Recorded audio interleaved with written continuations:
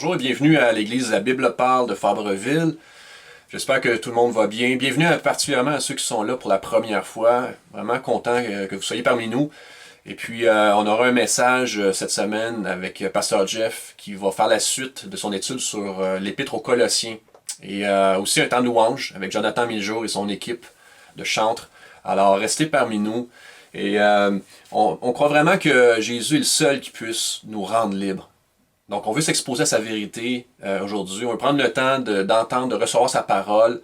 Et puis, notre prière cette semaine, particulièrement, mais c'est notre prière en tout temps, c'est qu'il accorde un réveil à notre Église et à notre nation. Alors, je vous invite à vraiment prier ardemment dans ce sens-là.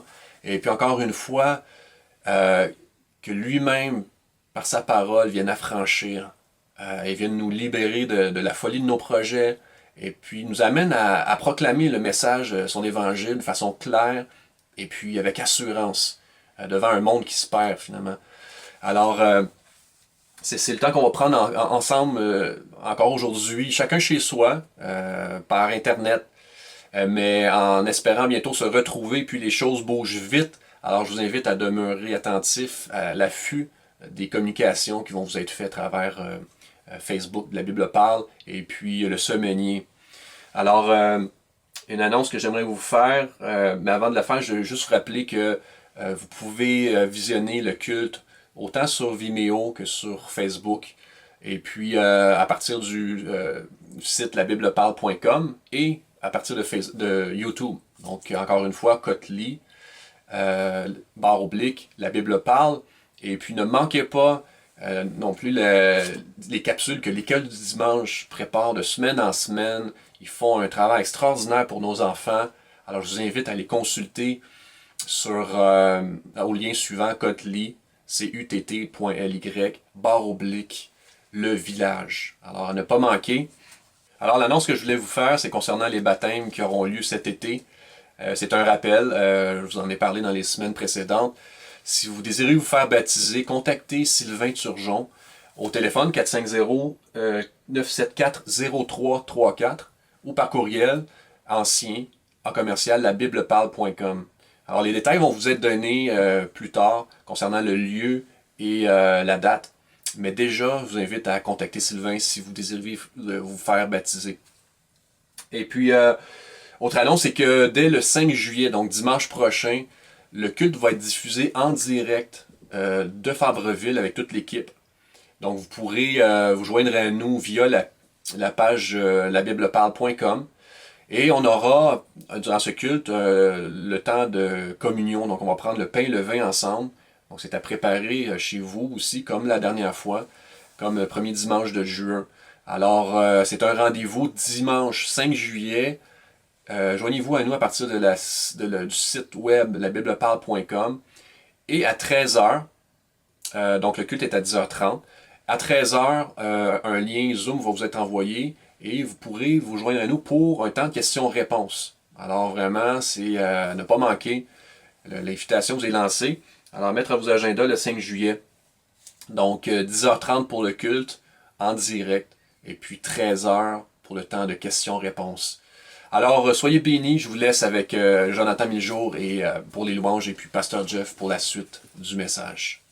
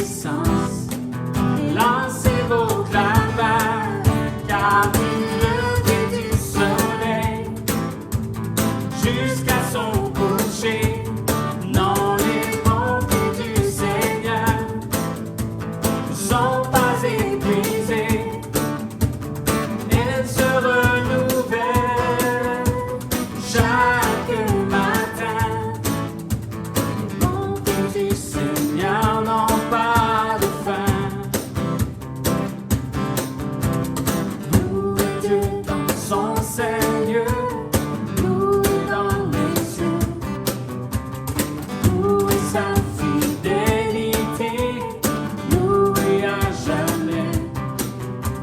Chantez sa bienveillance et sa magnificence.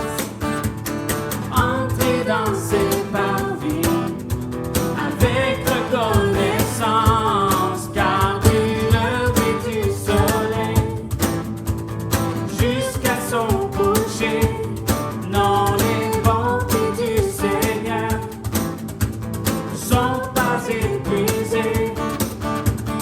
Elles se renouvellent chaque matin.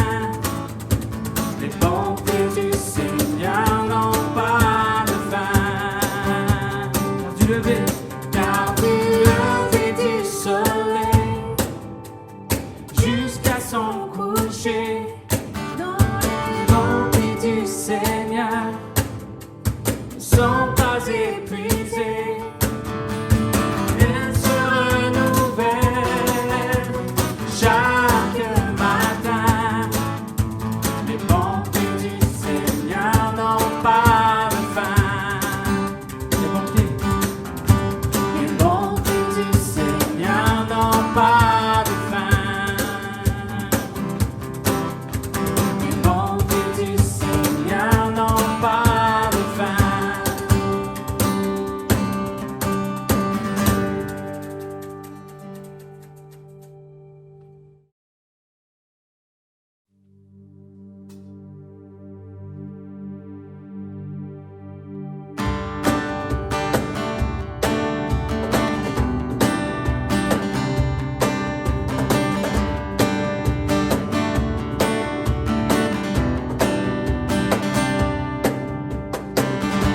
Nous voulons voir Jésus élevé comme un étendard sur ce pays, pour montrer à tous la vérité et le chemin vers le ciel.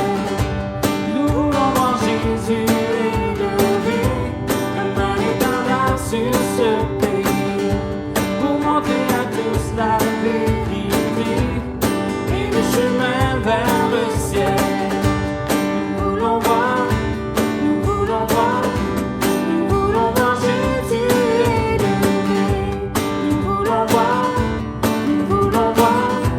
Nous voulons voir Jésus élevé. Pas à pas, allons de l'avant, peu à peu gagnons du terrain. La prière est notre puissance, les murailles s'écroulent à terre, à terre, à terre, à terre. Nous voulons voir Jésus élevé comme un étendard sur ce pays, pour montrer à tous la vérité et le chemin vers le ciel.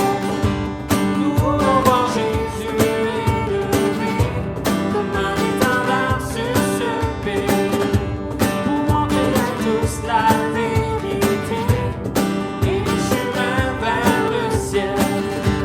Nous voulons voir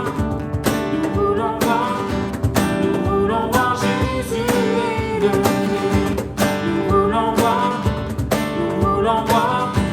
Nous voulons voir Jésus élevé. Pas à pas, allons de l'avant, peu à peu gagnons du terrain.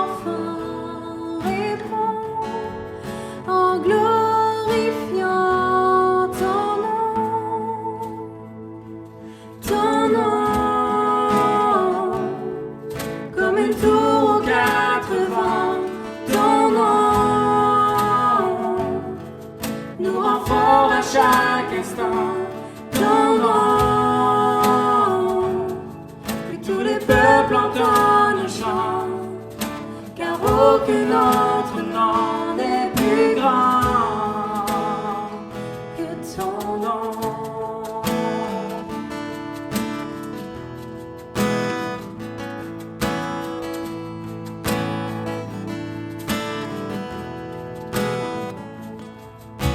Jésus fortifie nos cœurs par ta grâce et ta grandeur, car c'est en toi que nous prions. Viens glorifier ton nom, comme une tour aux quatre vents. Ton nom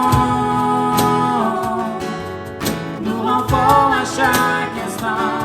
Ton nom, que tous les peuples entendent le chant, car aucun autre nom n'est plus grand. Ton nom, comme une tour aux quatre vents. Ton nom nous rend forts à chaque instant. Ton nom, que tous les peuples entendent le chant, car aucun autre nom n'est plus grand que ton nom.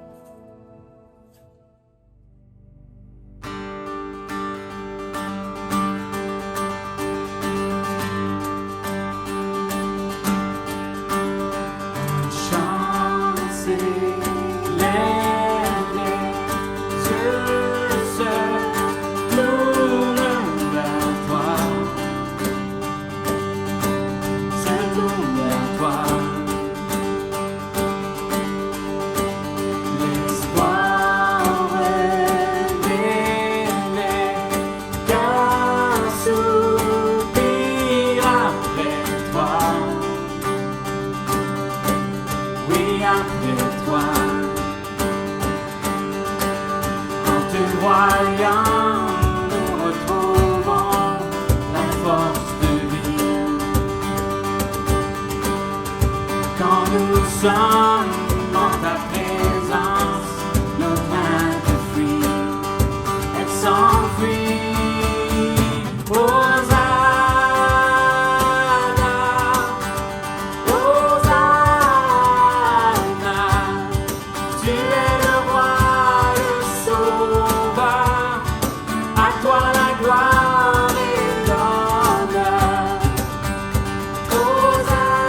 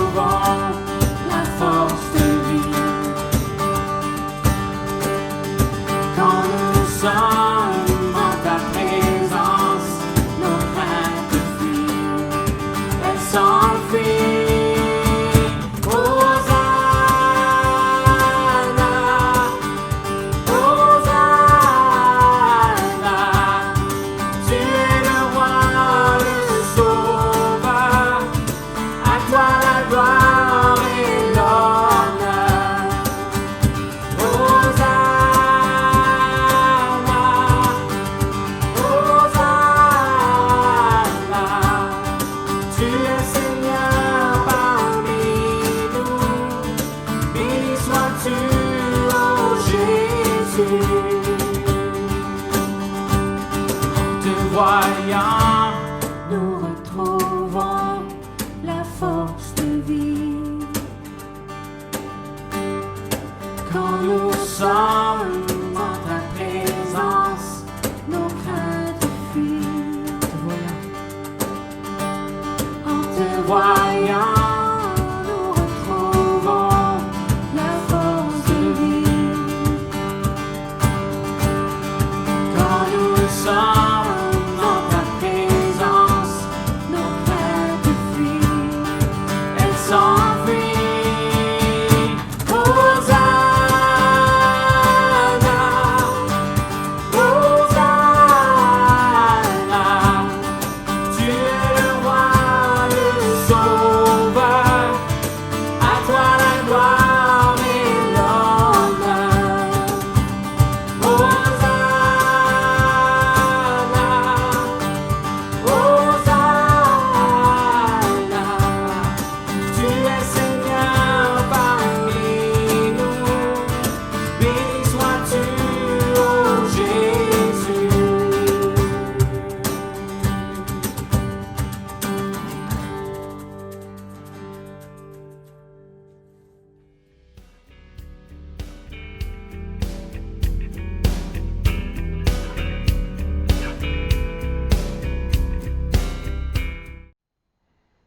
Bonjour à tous.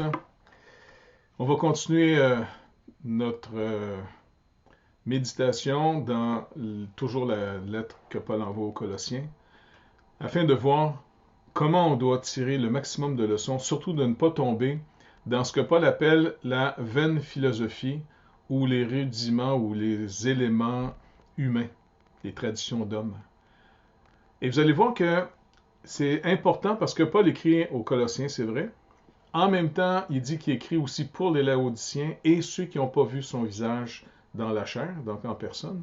Donc, on pourrait peut-être un peu s'inclure là-dedans et de voir qu'au travers de l'histoire même de l'Église, ou peut-être même de nos vies, puis d'aujourd'hui encore dans certains mouvements dits chrétiens, on peut peut-être avoir quelquefois, je pense, passer un peu à côté de ce que Paul veut nous montrer ici.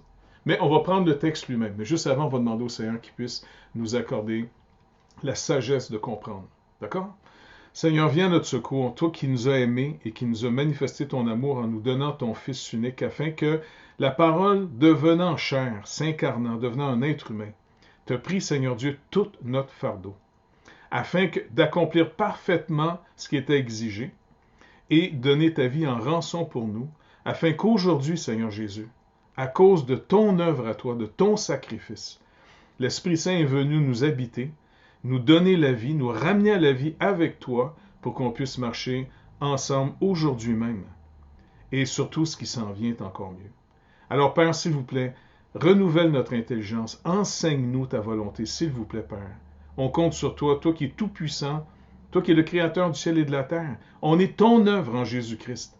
Alors, Seigneur, merci d'avance de nous enseigner aujourd'hui par ta parole. Amen. D'accord. Donc, on va prendre les Écritures. Si on fait une division rapide de cette section, c'est le chapitre 2 du verset 1 au verset 23, qui pourrait se diviser finalement, on pourrait dire, en quelques sections. Première section, Paul rappelle, verset 1 à 3, qu'il combat énormément pour eux. On se rappelle, il prie beaucoup pour eux, il écrit pour eux, il a fait un collège biblique pour enseigner. Le résultat de cette œuvre fait que Épaphras a annoncé l'Évangile aux Colossiens. Donc, il y a vraiment un travail très intense. Paul organise toute sa vie pour qu'il puisse rejoindre les élus. Il puisse rejoindre, que le message soit donné à tous et qu'il puisse y avoir une réponse par la foi. Deuxième section, 4 à 15, il va parler de la vaine tromperie de la philosophie basée sur les rudiments du monde. Donc, sur les choses visibles, sur des logiques très humaines. Et il va montrer que c'est un danger parce que de baser les choses sur ce que je peux contrôler, souvent, c'est une manière de me détacher de l'œuvre que Christ seul pouvait faire.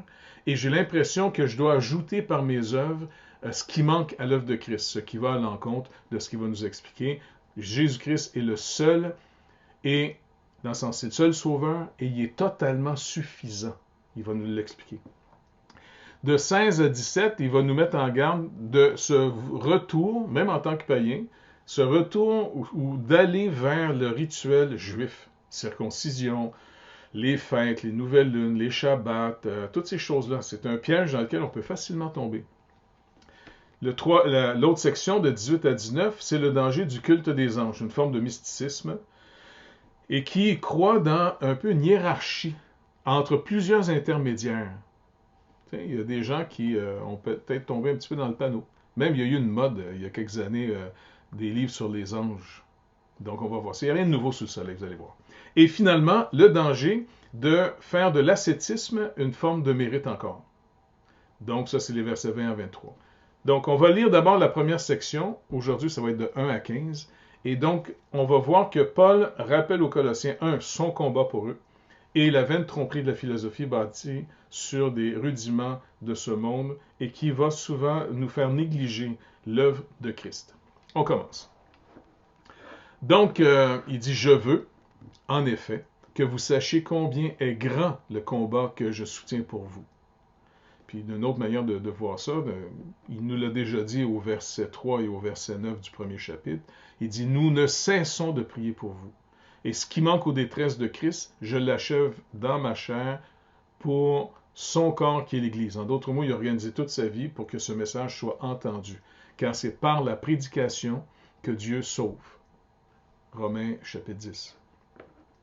Donc il dit « C'est pour eux et aussi les Laodiciens, et pour tous ceux qui n'ont pas vu mon visage dans la chair, afin qu'ils aient le cœur rempli de la consolation. » Ça, c'est un peu ce que la version seconde, la mienne, donne.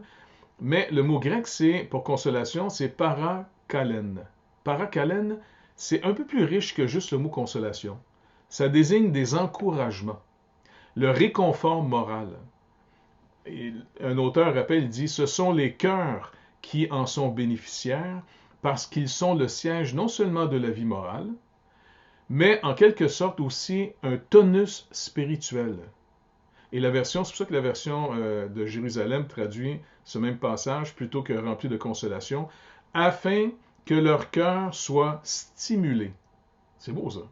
Donc, si on perd un peu cet enthousiasme de marcher avec Dieu, avec le Seigneur, retournons sans arrêt vers le Seigneur pour lui demander, selon les Écritures et par les Écritures, qu'on puisse être rempli, pas juste une consolation, mais de ce tonus spirituel, en d'autres mots, pour avoir toujours cet enthousiasme, de voir quel point on a été privilégié en Jésus-Christ, et de ne pas chercher ailleurs.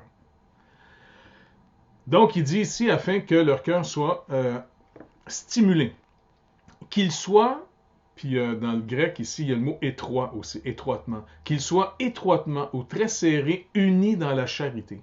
On se rappelle que le mot charité, c'est le niveau finalement où le Seigneur nous a commandé de nous aimer les uns les autres. Il ne peut pas nous commander d'avoir des émotions les uns pour les autres, mais il peut au moins nous commander de dire « Vis en fonction de l'avantage de ton frère ». Et c'est ça l'amour. Jésus nous a aimés au point de donner sa vie pour nous. Il dit « C'est comme ça, vous devez apprendre à vous aimer les uns les autres ». Comment d'abord, étant comblé, parce que c'est la première étape de la vie chrétienne, le Seigneur me redonne ma vie, il me redonne une grande consolation, puis cette consolation produit, comme on a vu, un tonus, dans le sens que on peut donner parce qu'on n'est pas en manque. On sait aller chercher auprès de lui sans arrêt les provisions qu'il nous faut, pour que mon frère, pour que l'autre, la personne, soit devenue, on pourrait quasiment dire, pas à notre détriment, c'est pas à notre détriment, mais étant sevré, je peux avoir de l'attention pour l'autre. Donc, comment enrichi d'une pleine intelligence pour connaître le mystère de Dieu, savoir Christ, que notre intelligence soit continuellement renouvelée pour que les fondations de notre raisonnement reposent sur ses promesses, son œuvre à lui, et que notre espérance soit tellement certaine qu'on en fasse même régulièrement l'expérience que Dieu, par Jésus-Christ, nous a vraiment rappelé à sa paix, et par là, il redevient notre Dieu, l'origine de notre vie, le but de notre vie. Il devient tout. Donc, enrichi d'une pleine intelligence pour connaître le mystère de Dieu, savoir Christ, mystère dans lequel sont cachés tous les trésors de la sagesse et de la science. En d'autres mots, comme il nous l'a rappelé plus tôt, il a tout créé pour lui. Donc le sens de cette vie, si c'est créé par lui et pour lui, Jésus-Christ et tout ce qu'il a incarné physiquement en humain devient pour nous une clé extrêmement importante pour décoder le sens de la vie. Sinon, faites attention, on peut dériver avec des sens que les gens se donnent dans nos sociétés de plus en plus. On se réinvente. Tu sais, je pense qu'il y a eu quasiment un désespoir de société sur ce qu'on a vécu en tant que christianisme dans le passé. Et les gens se sont redéfinis sur de nouvelles bases, comme s'il n'y avait pas d'espoir en dehors de cette vie, où il y avait simplement de l'énergie. C'est comme si on s'est donné une forme de croyance pour ceux qui veulent se développer, entre guillemets, spirituellement. D'autres sont prêts à rester juste matériellement. Ils se contentent finalement de ce qu'ils peuvent acquérir physiquement des choses, ainsi de suite. Certains recherchent un peu plus par les arts, par la musique, par la création. Mais c'est jamais assez. Combien de fois j'ai entendu que des gens font des choses en art, souvent pour que, après leur mort, leurs œuvres les gardent comme présents. Jésus-Christ a fait une œuvre qui va nous garder présents auprès de lui. Donc, c'est mieux que simplement un tableau ou des romans. C'est pas mal, dans le sens, c'est bien si vous voulez en faire. Mais notre espérance devrait être un petit peu plus riche que celle-là. Donc, le sens de la vie est caché en Jésus-Christ. Et le Seigneur veut nous enseigner un peu à tous les jours. Il dit donc, je dis cela afin que personne ne vous trompe par des discours séduisants. Donc, il nous rappelle ces choses afin qu'on ne tombe pas dans le panneau de ce qui s'en vient. Des discours séduisants. Vous savez, à l'époque, on a traduit par discours séduisants, on pourrait traduire par aussi des discours dans le sens comme le sophisme. Dans le sens qu'il y avait des philosophes. L'auteur ici que j'ai trouvé rappelle un des philosophes, entre autres Zénon, qui faisait partie des philosophes cyniques, montrait, c'était comme s'il ne croyait plus bien à l'absolu. Parce qu'à un moment donné, il va dire, ce petit sophiste, il dit, tout ce qui est rare est cher. Quelque chose de rare, c'est précieux, c'est cher. Or, un cheval que tu peux acheter à 1 sou, c'est très rare. Donc, un cheval pour 1 sou, c'est cher. J'ai trouvé ça trop comique, fait que je me suis dit, on va le mettre. 5e verset. Car si je suis absent de corps, je suis avec vous en esprit, voyant avec joie le bon ordre qui règne parmi vous et la fermeté de votre foi. Rappelez-vous, il parle comme un combattant. Les expressions dans le grec pourraient être mieux traduites par « Je me réjouis de vous voir fidèles au poste et bien retranchés dans votre foi. » Ça, c'est une version quand même intéressante ici que j'ai trouvée. Parce que Paul dit, n'oubliez pas, la foi et cette vie, c'est un combat. Ça ne sera pas toujours facile. Restez attachés à ce que Dieu a dit et ne laissez-vous pas impressionner ou dériver parce que vous continuez à voir. Il dit, versets 6 et 7, « Ainsi donc, comme vous avez appris ou reçu le Seigneur Jésus-Christ, marchez en lui, étant enracinés et fondés en lui et affermis par la foi, d'après les instructions que vous avez, qu'on vous a données. » Donc, ainsi donc, conclusion A, fermeté de votre foi, le bon ordre qui règne au milieu de vous continuez à vivre selon ce que vous avez reçu comme instruction. Maintenant, comme j'ai reçu le Seigneur, je dois marcher. Maintenant, comment on doit comprendre ça? Je l'ai reçu comment, le Seigneur? Par la foi. J'ai fait confiance au témoignage qu'on m'a donné. J'ai cru le message de l'Évangile. Donc, comment je dois vivre? Je dois continuer à croire dans ma vie de tous les jours les promesses de Dieu dans ma vraie vie, pour les bonnes comme les mauvaises choses. Comment je m'attends au Seigneur à tous les jours? Comment je continue à lui faire confiance sans arrêt? Comment je lui fais connaître tous mes besoins comme il m'a demandé de le faire? Donc, comme vous avez cru ou comme vous avez reçu le Seigneur, marchez en lui. Et puis, il donne 2 expressions intéressantes ici. Étant enraciné, qu'est-ce que ça donne comme image? Un arbre. Bien enraciné, que vos racines, votre réflexion descendent de plus en plus profondément dans ses promesses. Enracinez-vous dans sa grâce. Puis deuxièmement, est fondé en lui. Fondation. Bâtissez finalement un raisonnement sur de solides fondations comme un édifice qui tient le coup face à la tempête. Vous vous rappelez l'histoire que Jésus dit, celui qui bâtit sa maison sur le sable ou sur le roc. Fondé en lui et affermi dans la foi ou par la foi. Continuez à consolider ça en vous rappelant ses promesses. Il est fidèle. D'après les instructions que vous avez reçues d'un témoin fidèle. Ici, c'est Épaphras, comme il nous a dit au tout début du chapitre. Et abonder en action de grâce. Ça, c'est quelque chose de vraiment intéressant. Cultiver et développer une attitude de reconnaissance pour se mettre à l'abri du murmure qui est enraciné dans l'ingratitude. C'est trop facile au début d'être reconnaissant, mais vous devez et on doit continuellement cultiver la reconnaissance. Si quelqu'un, je ne sais pas, vous a fait une faveur, tombez jamais dans le panneau un jour que ce qu'un acquis.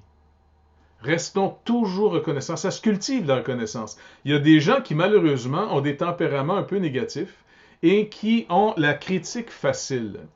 Comme si, je ne sais pas moi, pour eux, le grand discernement, c'est toujours voir ce qui ne va pas.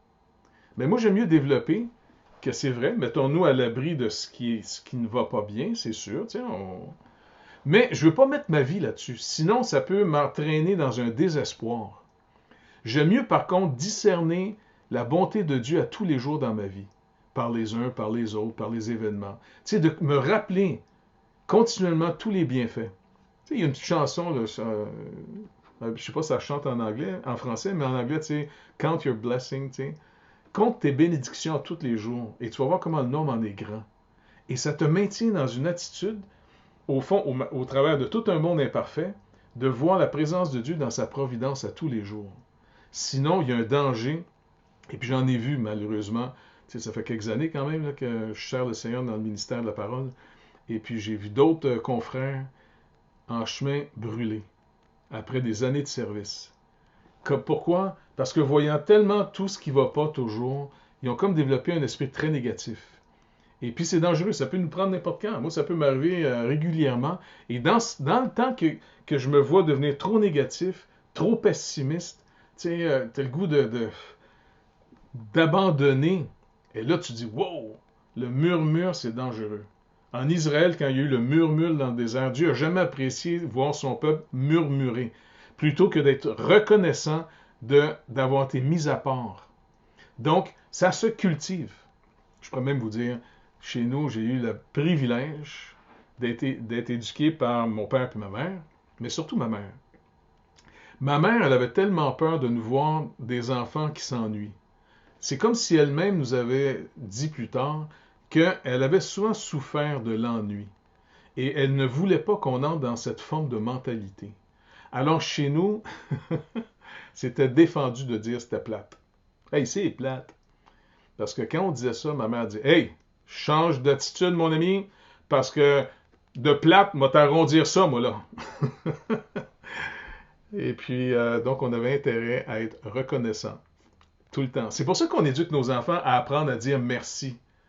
C'est pas juste une question de politesse puis d'apparence, pour faire des petits caniches bien élevés. Non, non. C'est pour développer la reconnaissance. Sois reconnaissant avant de manger que tu as de la nourriture, parce qu'il y a des gens sur la planète qui n'en ont pas de nourriture. Même boire de l'eau, on prend ça pour acquis. D'avoir des maisons, d'être à l'abri, la santé. Quand tu perds la santé, tu réalises, wow, c'était pas un acquis. C'était pas obligé. Donc, de rester reconnaissant, ça s'entretient. Et puis la parole nous exhorte, abonder. Il n'y a pas juste dit un petit peu. Abonder, abondamment, abonder en action de grâce. Donc ça, c'est quelque chose qu'on doit vraiment s'encourager à parler toujours d'une manière reconnaissante. Et ça, c'est pour entretenir un bon terrain afin que quand la parole de Dieu est proclamée, elle tombe dans un bon sol qui est reconnaissant, qui n'est pas sec, qui n'est pas dur, mais qui est tendre, qui est reçu, qui reçoit la bénédiction comme la petite bruine qui descend le matin, qui garde un sol finalement prêt à recevoir. Donc, l'action de grâce. Verset 8. Prenez garde que personne ne fasse de vous sa proie par la philosophie. On l'a vu ici, plus haut. Par une vaine tromperie. Pourquoi une vaine tromperie? Qu'est-ce qu'il veut dire par là? s'appuyant sur la tradition des hommes et sur les rudiments du monde. Donc, c'est comme les bases de ce monde. Mais notre salut ne vient pas du monde, ne vient pas des éléments qu'on va trouver dans la vie. Ça ne viendra pas chimiquement, ça ne viendra pas non plus moralement, ni philosophiquement. Notre salut doit venir d'ailleurs. Maintenant, qu'est-ce qu'on entend? Qu'est-ce que Paul entendait par le mot philosophie? Et puis là, j'ai trouvé un auteur, Norbert Huguedet, dans son commentaire sur l'Épître aux Colossiens, qui dit « Le mot philosophie désignait à l'époque tout système et pratique religieuse, comme l'indique la suite du verset. Le danger de la philosophie est de s'appuyer sur les traditions humaines et non sur le Christ. Il ne saurait être question d'être mis en garde contre les études littéraires en général. » Tu sais, Paul n'est pas en train de dire « lisez pas des ouvrages de philosophes pour comprendre que des choses, c'est... » Non, non. Parce que lui-même, il était capable de citer leurs propres philosophes. Tu sais, il était capable d'en tirer certaines choses qui pouvaient être utiles et d'autres pour montrer... Tu sais, quand il était à Athènes, il va prendre une déclaration d'un de leurs philosophes pour leur montrer qu'ils ne sont pas cohérents avec ce qu'ils disent croire de leurs philosophes. Mais en même temps, c'était pour les amener au solide fondement d'une véritable philosophie, celle de Christ. C'est une sagesse, celle de Dieu, qui nous est donnée en Jésus-Christ. Schattler, lui, c'est un autre auteur qui note à ce propos, il dit « Tout ce qui était théorie sur Dieu, sur le monde et le sens de la vie humaine s'appelait alors philosophie. Et non seulement dans les écoles païennes, mais aussi dans les écoles juives des villes grecques, la diaspora des Juifs. » Schattler est qualifié comme quelqu'un qui justifie bien sa position, puisque c'est surtout Philon, c'est un juif philosophe qui restait à Alexandrie, en Égypte, et Joseph Flavius, on le connaît assez, lui il est cité souvent, c'est un juif qui avait écrit finalement un peu l'histoire des Juifs, des guerres, et ainsi de suite, pour César Flavius. Donc Joseph et Philon, qui seront les témoins de l'usage à l'époque du mot philosophie, on voit dans leurs écrits, par exemple, Philon va parler de la loi de Moïse comme étant la philosophie des pères, ou encore la philosophie de Moïse. C'est comme ça qu'il fait référence, entre autres, au Deutéronome. Ou encore, par exemple, Joseph Flavius, lui, il va définir à son époque 3 philosophies en Israël, 3 écoles de pensée. D'abord, celle des pharisiens, celle des Sadducéens et celle des Esséniens, qu'il reprenait en disant les 3 philosophies. Par exemple, si on prend celle des pharisiens, si on va grosso modo, là, je fais très simpliste, là, les pharisiens bâtissaient leur philosophie sur l'observation de la loi et le mérite des œuvres, donc une forme de légalisme. Paul connaissait très bien cette école, c'est là-dedans qu'il avait été élevé. Celle des Sadducéens, de manière très grosso modo, c'est ceux qui ne croyaient pas à la résurrection, qui ne croyaient pas non plus au monde angélique, ainsi de suite. Pour eux, ils étaient vraiment comme des agnostiques ou des gens qui croyaient plus, on pourrait dire, à l'enseignement biblique comme étant une philosophie quasiment matérialiste, pour ici et maintenant. Je fais très simpliste, OK? Et celle des Esséniens, c'était plutôt celle des gens qui s'étaient séparés d'Israël, qui vivaient sur un célibat, qui vivaient dans le jeûne, beaucoup, tu sais, c'est très austère, ils vivaient entre autres vers la mer Morte, là, tu sais. Et eux autres étaient donc plus dans le domaine, on pourrait dire, du mysticisme. Et ces 3 écoles constituaient pas mal, finalement, ce que Joseph Flavius appelait les 3 philosophies en Israël. Et finalement, pour dire « et non sur Christ ». Faites attention, parce que chacun de nous, lorsqu'on est venu au Seigneur, on a tous, comme l'apôtre Paul avant sa conversion, on a tous été élevés dans une philosophie de vie. Si vous avez été élevé, par exemple, dans une famille de tendance agnostique, donc qui dit « on ne peut pas savoir », eh bien peut-être que ça le fait en vous une forme de vie, même étant chrétien, que vous ne faites pas tellement de recherche dans les Écritures, vous n'avez pas beaucoup d'intérêt parce qu'au fond, vous vous rendez peut-être pas compte. Vous êtes peut-être animé par cette attitude qui dit « Ah, de toute façon, cherche pas, on ne peut jamais vraiment savoir. » Ça produit une philosophie, une manière de vivre. Ou encore, je ne sais pas si vous avez été élevé dans l'athéisme, eh bien là, vous pensez que cette vie n'est que physique, qu'on est de la matière énergisée et que quand les batteries s'éteignent, ben vous mourrez, puis c'est fini, vous n'existez plus. Et donc, ça produit une philosophie de vie Par exemple, des gens disent « Hey, wow, moi j'ai juste ça à vivre, là, tassez-vous, je ne perdrai pas mon temps, moi, dans une chicane qui finit pas. » Donc, ça facilite énormément les gens aujourd'hui à ne pas persévérer, pas essayer de trouver, par exemple, je sais pas moi, un mariage qui va pas bien. Les gens « Ah non, non, je ne perdrai pas mon temps là-dedans, là, j'ai d'autres choses à vivre, moi, là. La vie est trop courte. » Philosophie de vie. Croyance produit toujours une philosophie de vie. Donc, si j'ai pas Christ, j'ai autre chose qui est, on pourrait dire, les rudiments de ce monde. Mais c'est pour ça qu'on a besoin d'être renouvelé dans notre intelligence pour de plus en plus avoir la croyance biblique de l'œuvre de Jésus-Christ pour nous, toute cette grâce qui nous est accordée, toute cette espérance que ça produit, qui va inévitablement découler en mode de vie. Vous allez vous comporter en fonction de ce que vous croyez vraiment. C'est pour ça que c'est intéressant de voir ce qu'on fait, ce qu'on vit, comment on réagit aux choses, pour se faire un examen en disant « Attends, d'où vient que j'ai cru que c'était la bonne manière de vivre quand c'est contraire aux Écritures? » Donc, je n'ai pas vraiment cru les Écritures. J'ai une autre croyance qui traîne à quelque part. Et c'est pour ça de demander au Seigneur à tous les jours la repentance et la foi. De quoi je dois changer d'avis, à quoi je dois m'attacher. Repentance et foi. Donc, puisque notre salut ne vient pas des choses ici-bas sur Terre, on ne pourra pas jamais trouver dans l'expérience humaine quelque chose qui peut nous dire, par exemple en sciences ou en mathématiques, en chimie, médicale, philosophique, peu importe, rien ne va pouvoir nous sortir de cette vie vivante. Rien. Sauf que notre salut vient d'ailleurs. Rappelez-vous, Jonas même, dans son désespoir, va crier en rappelant « Le salut vient de l'Éternel ». Le salut ne vient pas de lui, il est pogné finalement dans le ventre d'un poisson. Donc, dans Jonas chapitre 2, verset 10, le salut vient de l'Éternel. Ou encore, le salut est auprès de l'Éternel. Que ta bénédiction soit sur ton peuple. Psaume 3, verset 9. Ou encore, Jésus va dire à la foule qui était revenue le voir, tu sais, l'histoire du pain. Il dit, en vérité, je vous le dis, Moïse ne vous a pas donné le pain du ciel. Mais mon Père vous donne le vrai pain du ciel, car le pain de Dieu, c'est celui qui descend du ciel et qui donne la vie au monde. Vous voyez, notre salut vient d'ailleurs. Il vient d'auprès de Dieu, qui nous a tellement aimés, qui nous a donné son Fils unique. La parole s'est faite chair. Il est venu au milieu de nous. Et puis, c'est lui qui donne la vie. Si nous venons à lui, simplement par la foi, parce qu'il ne peut pas nous tromper, c'est le témoin digne de confiance, alors allons à lui. Versets 9 et 10. « Car en lui, en Jésus-Christ, habite corporellement toute la plénitude de la divinité.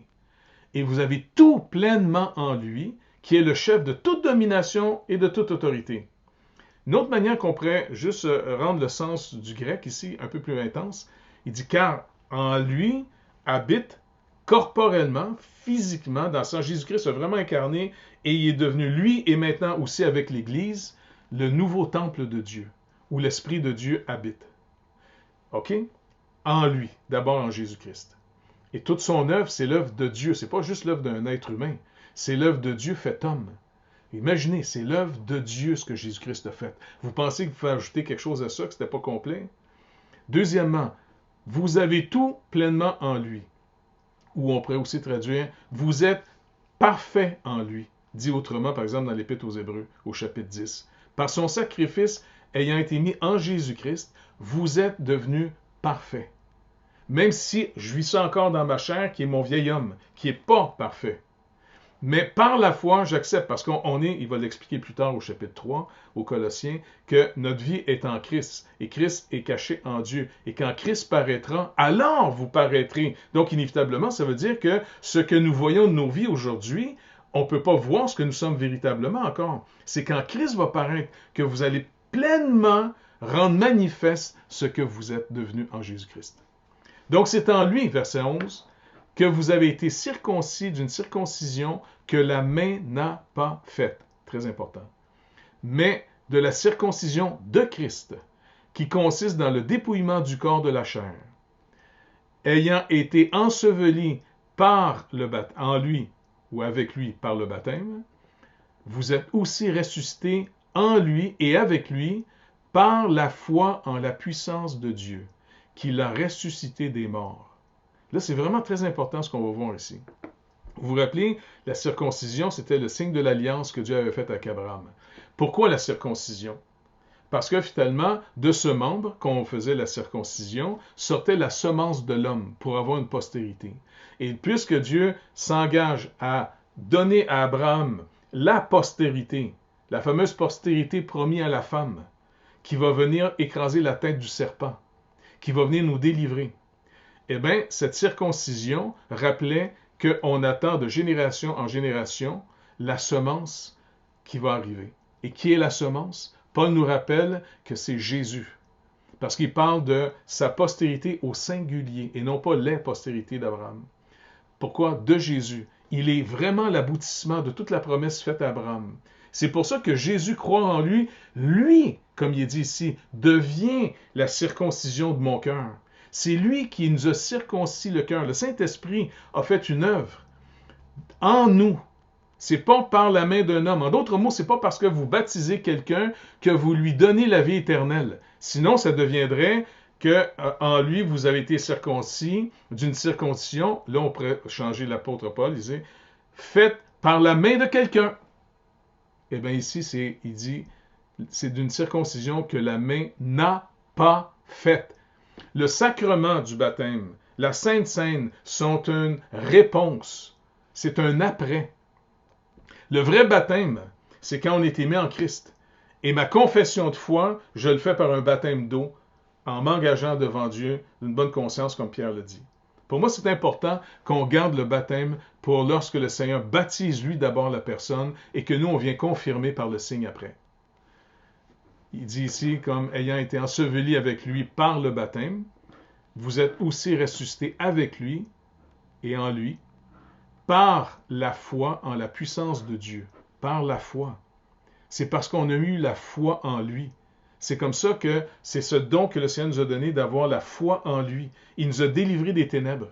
Il nous a délivrés de la mort qui nous gardait séparés de Dieu, séparés de lui faire confiance et de faire confiance dans plein de sortes d'idoles à la place. Il nous a séparés de la mort pour nous faire vivre maintenant pour lui. Et puisqu'on vit pour lui, eh bien, on est devenus des gens qui répondent. Le juste, c'est celui qui vit par la foi. Le juste qui vit par la foi, il est en contraste avec l'orgueilleux qui est enflé. Dans Habakkuk 2.4, pour lire le passage, vous allez voir. Un vrai juste, c'est quelqu'un qui réalise qu'à moins que tu me le donnes, je ne l'ai pas. Alors je vais attendre. Ou encore une fois, Paul reprend cette expression dans Romains 1.17, le juste vivra par la foi. Dans Galates 3.11, même chose, le juste vivra par la foi. Donc c'est ma foi qui déclare que j'ai été justifié, que je suis une nouvelle création, que je suis une nouvelle œuvre de Dieu en Jésus-Christ. Jean 3.36. Celui qui croit au Fils a la vie éternelle. C'est pas celui qui croit au Fils va avoir la vie éternelle. Celui qui croit au Fils a la vie éternelle. Celui qui ne croit pas au Fils ne verra point la vie, mais la colère de Dieu demeure sur lui. Jean 3.36. Il dit, vous qui étiez morts par vos offenses et par l'incirconcision de votre chair, il vous a rendus à la vie avec lui. Il nous a rendus à la vie avec lui, en nous faisant grâce pour toutes nos offenses.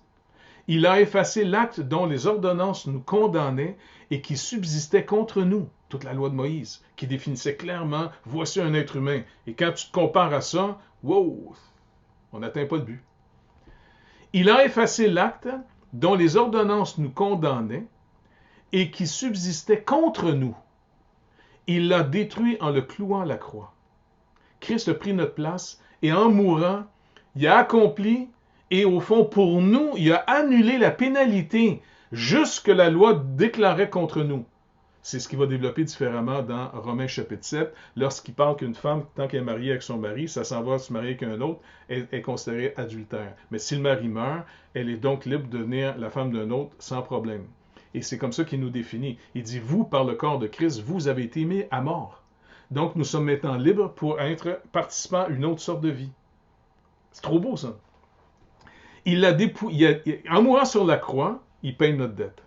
Ça marche? Il rencontre toutes les exigences de la loi, il paye notre dette que nous, on n'était pas capables, il nous pardonne entièrement, il efface, au fond, la condamnation qui reposait sur nous, car le salaire du péché, c'est la mort. Mais le don de Dieu, c'est la vie éternelle en Jésus-Christ. Maintenant, en mourant sur la croix, il n'a pas juste réglé la dette. Regardez ce qu'il a fait aussi. Il a dépouillé les dominations et les autorités. Il les a livrées publiquement en spectacle en triomphant d'elles par la croix. En d'autres mots, il a enlevé même à l'accusateur. Le diable, hein, il est défini dans l'Apocalypse comme étant l'accusateur des frères. Dans le livre, finalement, entre autres dans l'Ancien Testament, on voit Josué, le sacrificateur, qui est accusé par le diable parce qu'il est sale. Il n'est pas propre pour le service. Zacharie le définit dans cette vision-là. T'sais. Mais le Seigneur, finalement, il va faire taire l'accusateur et il va faire purifier le sacrificateur. Parce qu'il est choisi, il est élu. Donc, nous, face à l'accusateur des frères, nous sommes maintenant libérés de la condamnation. Il n'y a plus de condamnation pour ceux qui sont en Jésus-Christ. L'œuvre est tellement merveilleuse. C'est pour ça que Paul dit, perdez pas de vue cette œuvre, sinon vous allez glisser avec des tromperies très bien organisées. Ils vont vous mettre sur des programmes pour dire, ah oui, c'est bien de croire en Jésus, mais c'est pas assez. Il va falloir que tu fasses des œuvres, des pèlerinages, des jeûnes. Il va falloir que tu donnes ci, que tu donnes de l'argent là, que tu fasses ça. Et puis il y a des gens qui peuvent tomber dans ce panneau. C'est pour ça qu'il va complètement détruire le ritualisme juif. Le culte des anges, parce que c'est plein de hiérarchies pour essayer de... On verra ça plus tard, là. Et puis, entre autres, l'ascétisme. Vous avez tout pleinement en Jésus-Christ.